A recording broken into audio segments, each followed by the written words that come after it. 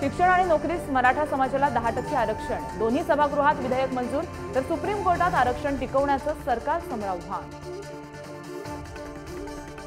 सगळे सोयऱ्यांच्या अधिसूचनेवर 6 लाख हरकती, छाननी सुरू, मुख्यमंत्र्यांची विधानसभेत माहिती, तर अधिसूचनेच्या अंमलबजावणीला भुजबळांचा विरोध झाला.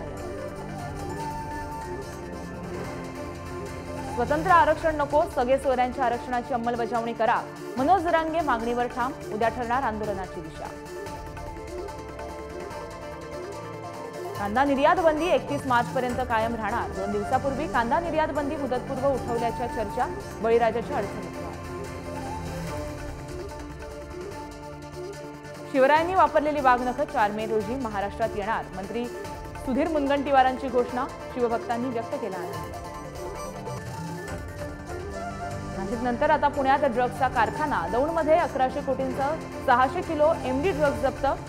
कुरकुंभ एमआयडीसीत सुरू होता ड्रग्जचा कारखाना. 2018च्या स्मृती इराणी मानहानी प्रकरणात राहुल गांधींचा मोठा दिलासा. यूपीच्या सुलतानपूर कोर्टानं मंजूर केला जामीन.